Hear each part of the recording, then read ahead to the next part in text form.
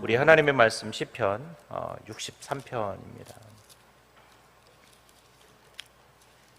우리 시편 63편 1절로 11절까지 우리 보도록 하겠습니다. 시편 63편 1절로 11절 말씀입니다. 제가 가지고 있는 성경책은 구약성경 846페이지입니다. 우리 같이 한번 읽도록 하겠습니다. 하나님이여, 주는 나의 하나님이시라. 내가 간절히 주를 찾되 물이 없어 마르고 황폐한 땅에서 내 영혼이 주를 갈망하며 내 육체가 주를 앙망하나이다. 내가 주의 권능과 영광을 보기 위하여 이와 같이 성소에서 주를 바라보았나이다. 주의 인자하심이 생명보다 나음으로 내 입술이 주를 찬양할 것이라. 이러므로 나의 평생에 주를 송축하며 주의 이름으로 말미암아 나의 손을 들리이다. 골수와 기름진 것을 먹은 것 같이 나의 영혼이 만족할 것이라. 나의 입이 기쁨으로 입술로 주를 찬송하되 내가 나의 침상에서 주를 기억하며 새벽에 주의 말씀을 작은 소리로 읊조릴 때에 하오리니. 주는 나의 도움이 되셨음이라. 내가 주의 날개 그늘 아래서 즐겁게 부르리이다. 나의 영혼이 주를 가까이 따르니 주의 오른손이 나를 붙드시거니와 나의 영혼을 찾아 멸하는 그들은 땅 깊은 곳에 들어가며 칼의 세력에 넘어져 승냥이와 먹이가 되리이다. 왕은 하나님을 즐거워하리니 주께 맹세한 자마다 자랑할 것이나 거짓말하는 자의 입은 막히리로다. 아멘. 여러분들은 찬양을 언제 하시나요? 우리가 찬양한다라는 것은 뭔가 좋거나 뭔가 그 가사에 내 마음속에 울림이 있을 때 우리는 찬양을 하죠. 이 대부분 우리가 이 찬양을 할 때는 뭔가 내 마음이 좋을 때 우리는 찬양을 합니다. 아이들이 자랄 때의 특징 중에 하나가 애들은 입에서 노래가 떠나지 않는다라는 거예요. 어린아이들을 가만히 유심히 살펴보시면, 손주를 키우시는 분들을 가만히 보시면 아이들이 조금 성장하기 전까지 막 흔히 말하면 2살, 3살, 막 4살, 5살 이 아이들이 뭘 하고 있어요? 가만히 보면 노래를 하고 있어요. 근데 아이들이 왜 노래를 할까요? 즐거운 거예요. 지금 내가 뭔가 놀이를 하고 있고 혼자 있는 것이 즐겁고 뭔가 생각을 하는데 즐거우니까 아이들이 뭘 합니까? 노래를 해요. 손주를 키워오신 분들은 아마 아실 것 같아요. 우리 가만히 보면 아이들이 즐거울 때 노래를 하잖아요. 오늘 여러분, 우리도 주님을 언제 찬양합니까? 즐거울 때, 내가 은혜를 받을 때. 찬양해요, 안 해요? 하시죠. 찬양받으면 그 찬양의 가사 때문에 막 눈물도 납니다.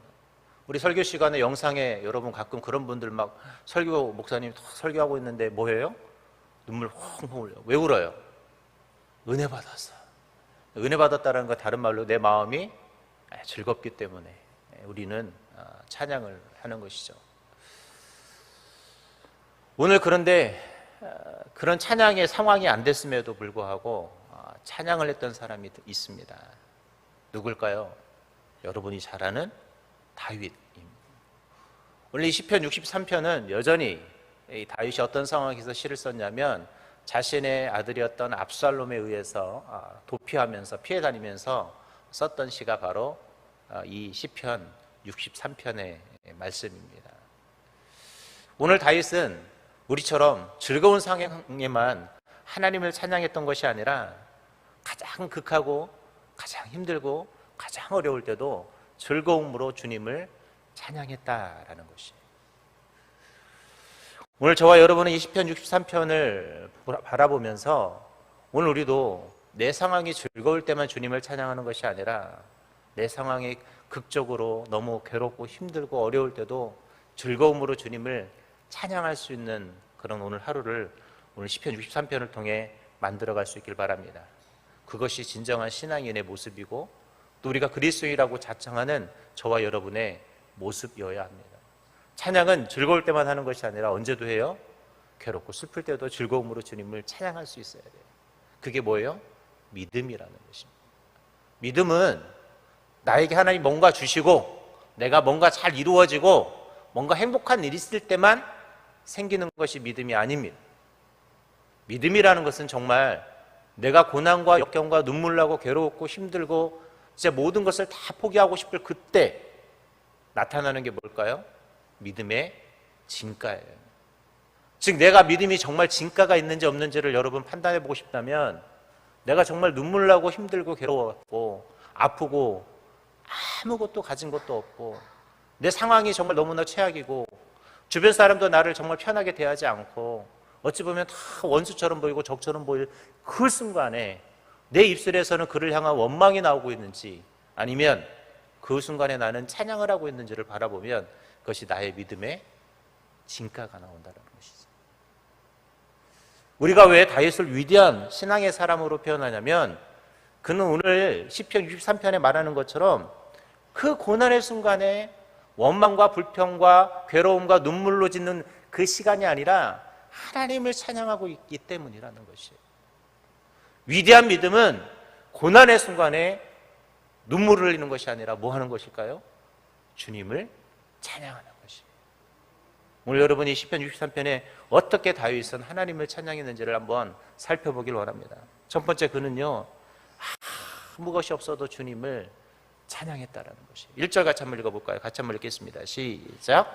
하나님이여 주는 나의 하나님이시라. 내가 간절히 주를 찾되 물이 없어 마르고 황폐한 땅에서 내 영혼이 주를 갈망하며 내 육체가 주를 앙무하나이다. 어떤 의사가 병원을 개업하고 소아과였던 것 같아요. 개업을 했는데 아이들이 너무 없는 거예요. 한 하루에 많아봤자 7명에서 10명. 아이들이 떠들어도 의사는 속으로 무슨 생각을 했냐면, 더 많이 와서 아이들이 떠들고 울고 난리 났으면 좋겠다, 이렇게 생각을 했대요. 근데 시간이 지나면서 정말 그 병원에 차츰차츰 아이들이 많아지기 시작하더랍니다. 20명, 30명, 50명, 나중에 막 100명. 여러분, 아이들이 100명이 막 병원에 와서 시끄럽게 떠들면 어떤 상황이 벌어질까요? 네, 난장판이 되겠죠. 의사가 진료를 하는데 진료가 힘들 정도가 된 거예요. 그때 의사가 너무 스트레스가 많은 거예요. 왜요? 너무 시끄러우니까. 그래서 막 이 의사가 이 스트레스를 벗어나려고 온갖 어디 가서 술도 마시고 아무리 그 스트레스를 풀려고 해도 답이 없더래요. 근데 이렇게 진료를 볼 때 어떤 분이 모셔서 자기를 전도를 하더래요. 그래서 이분이 어차피 술도 먹으러 가는데 가지고 교회라도 한번 가보지. 그래서 교회를 갔대요. 근데 교회 가서 이 찬양하는 소리를 듣더니 이분이 뭔가 자유함을 얻기 시작하는 거예요. 그래서 이분이 진료 볼 때 뭘 하기 시작했냐면 찬양을 하기 시작하더래요. 그때 놀라운 결과가 나타나기 시작합니다. 그 아이들 때문에 스트레스 받고 힘들었던 이 마음이 아이들의 울음소리가 무슨 소리로 들렸을까요? 찬양의 소리 들리더래요. 여러분, 우리가 아무리 곡하고 어려운 환경 속에 있어도 내가 주님을 찬양하기 시작하면 그 상황은 고난의 상황이 아니라 축복의 상황으로 바뀌게 되어 있습니다. 우리가 봤던 63편 1절에 보면 하나님이여 주는 나의 하나님이시라. 내가 간절히 주를 찾되 물이 없어 마르고 황폐한 땅에서 내 영혼이 주를 갈망하며 내 육체가 주를 앙무하나이다. 주를 찾되 물이 없고 마르고 심지어는 황폐한 땅에서, 즉 그가 아무것도 없는 그 상황에서 뭐 했다고 해요? 주님을 찾고 주님을 찬양했다라는 것이죠. 오늘 여러분, 내가 누리고 있는 것이 없을 때, 내가 가진 것이 없을 때, 내 하는 일이 너무 안 될 때, 저도 이렇게 우리 목사님들이 설교 강단에서 자기 자녀들 자랑하면 부러워요. 나도 저렇게 우리 아들 자랑 좀 했으면 참 좋겠다. 다 그러잖아요. 나도 우리 아들 뭐 이렇게 자랑거리가 있었으면 참 좋겠다. 우리 제가 농담으로 막 우리 전사님들이나 우리 부목사님들이 있을 때 좋겠다. 우리 황운남 목사님 이렇게 아들 자랑할 게 많아서 나도 저렇게 한번 자랑하고 싶은데 자랑할 게 참 많은데 안 합니다. 그렇죠? 여러분, 나는 누군가 비교해 봤을 때 자랑할 것이 없죠. 다른 사람이 가진 것보다 나는 가진 것도 없고, 난 다른 사람들 내가 뭐 자녀가 좀 특출나서 그런 것도 없고, 다른 사람 명예를 누리는 것도 없고, 아무것도 없죠. 그런데 그 순간에 다윗은 자신이 지금 엄청나게 많은 것을 누리다가 지금 모든 것을 잃었거든요. 여러분 생각해 보세요. 왕이었잖아요. 왕궁에서 호화로운 생활을 했잖아요. 방금까지. 진짜 온갖 누릴 수 있는 최고의 것을 누리다가 지금 이 다윗은 물도 말라버렸고 황폐한 땅에서 그가 기거하면서 오늘 어떤 심정이었겠습니까? 저는 그렇게 살아보진 못했지만 정말 부하게 살던 사람이 여러분 가난해지면 비참하대요. 그런데 지금 그 상황에 놓여있는 이 다윗이 하나님을 어떻게 했다? 찬양하고 있다라. 오늘 여러분 내 상황, 내 현실, 내 현 상태에서 하나님을 찬양할 수 있길 바랍니다. 왜 안 주셨어요? 하고 눈물로 하나님 앞에 이야기해봤자 내 마음만 괴로워요. 뭐 해야 된다고요? 찬양하셔야 돼요. 찬양해야 뭐 어떻게 될까요? 그것이 축복으로 바뀌기 시작합니다. 의사가 처음에 사람이 애들이 없을 때 정말 애들 소리로 바글바글 됐으면 좋겠다고 말하니까 애들로 소리로 바글바글 되니까 그것도 스트레스고 그것 때문에 병날 지경이었는데 그것을 찬양으로 바꾸니까 그 소리가 어떤 소리로 들렸다? 기쁨의 소리로 들리는 거예요. 오늘 우리는 이와 같은 찬양의 소리를 감당할 수 있는 자들이 되길 바랍니다. 내가 없어도, 내가 누리지 못해도, 내가 아무 것을 가지지 못해도 그것이 찬양이 될 때 놀라운 기적이 일하기 시작할 것입니다. 오늘 여러분 내 입술로 주님을 그래서 멋지게 찬양할 수 있기를 바랍니다. 두 번째로 오늘 이 4절에 보니까 그는 평생의 주님을 찬양한다라고 그랬어요. 우리 4절 한번 읽어보겠습니다. 시작. 이러므로 나의 평생의 주를 송축하며 주의 이름으로 말미암아 나의 손을 들리리라. 아멘. 오늘 우리는 이런 결단을 하는 자리가 되었으면 좋겠습니다. 평생의 주님을 찬양하는 나의 입술이 될 수 있도록. 이 평생이라는 단어는 다른 말로 표현하면 항상이라는 단어예요. 어떤 순간에도 우리는 주님을 어떻게 해야 될까요? 찬양할 수 있어야 돼요. 필요한 순간에만 하나님을 찬양하는 것이 아니라 어떤 순간에요? 평생에 하나님을 찬양할 수 있는 저와 여러분이 될 수 있어야 한다는 것입니다. 어떤 분이 뜻하지 않게 갑자기 퇴사를 했다고 그래요. 근데 퇴직금을 받지 못할 정도로 급하게 무슨 일 때문에 퇴사를 했다고 합니다. 근데 한 달에 생활비가 적어도 300만 원 정도가 필요한데 퇴사를 했는데 앞이 캄캄한 거예요. 그래서 이분이 결국 할 수 있는 게 뭡니까? 하나님 앞에 기도하기를 시작했어요. 근데 어느 날 갑자기 기도하는데 문득 그런 마음이 들더래요. 운전하고 가고 싶은 마음. 그래서 운전을 하고 그냥 아무 데나 갔답니다. 운전을 하고 가다 보니까 이 분당이라는 곳에 도착을 했어요. 저희가 이 동네가 어디죠? 분당이잖아요. 근데 분당을 이렇게 지나가고 있는데 어느 건물을 짓고 있더래요. 그래서 궁금해서 그 건물 짓고 있는데 물어봤더니 이 건물을 짓고 나면 이 건물을 세를 줄 건데 이렇게 이야기를 듣고 나서 문득 하나님이 주신 마음에 이 세를 내가 냈으면 하는 마음이 들더래요. 그래서 느닷없이 주인을 찾아가 여기 세 자기한테 달라고. 그래서 그래서 계약을 하고 왔답니다. 근데 계약을 하고 왔는데 막상 이제 답답한 거예요. 그냥 감동대로 하긴 했는데 내가 여기다 세를 줬는데 여기를 뭘 해야 되나 이런 고민으로 다시 기도를 시작했는데 하나님께서 그의 마음에 어떤 감동을 주셨냐면 해장국집을 해라 라는 정확한 감동을 주시더래요. 근데 자기는 장사를 해본 적도 없는데 그래도 하나님이 주신 감동이니 그는 그곳에서 뭘 했냐면 해장국집을 정말 열었답니다. 있는 돈 없는 돈 다 끌어다가. 그래도 놀랍게도 그곳에서 해장국을 시작했는데 첫 수익금이 50만 원이더래요. 근데 그 50만 원을 그는 하나님 앞에 다 수익금 전부를 다 드렸다고 합니다. 그런데 놀라운 것은 그 다음부터 이분의 수입이 어마어마하게 늘어나기 시작하는데 이분이 한 달에 500만 원 이상 하나님 앞에 11조 할 정도 있을 정도로 엄청나게 11조가 계속 늘어나더랍니다. 오늘 여러분 내 평생에 하나님을 찬양한다면, 내 평생에 하나님을 기억한다면 하나님은 어떻게 하실까요? 그렇게 일하시기 시작할 것입니다. 오늘 우리가 기도하는 이 자리는 하나님이 일하기 시작하는 그 자리입니다. 하나님의 기적이 시작되는 자리라는 것이죠.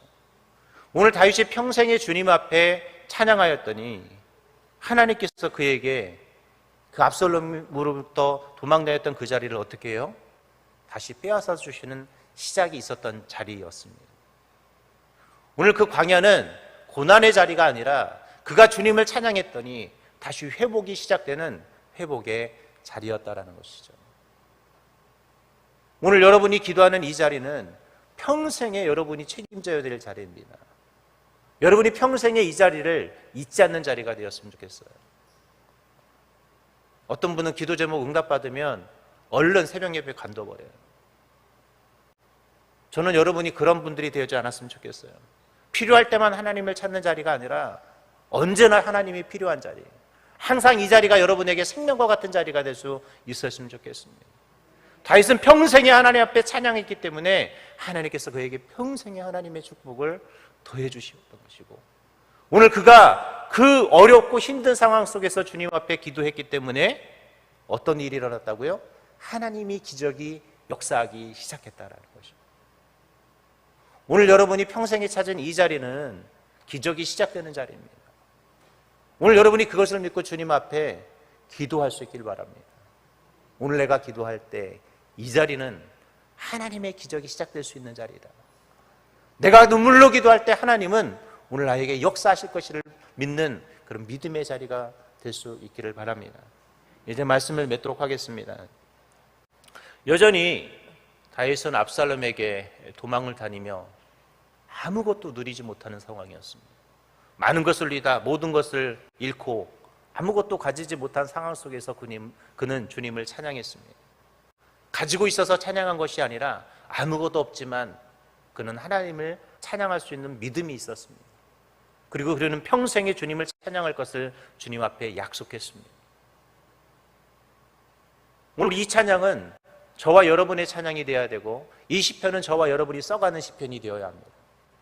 오늘 우리도 아무것도 누리지 못해도 하나님 앞에 우리는 찬양할 수 있어야 하고, 내가 하나님 앞에 평생에 주님 앞에 기도할 수 있어야 하며, 오늘 내가 아무것도 주지 않아도 내가 주님 앞에 평생 기도하는 그런 삶을 살아갈 수 있는 결단의 자리가 될 수 있기를 바랍니다.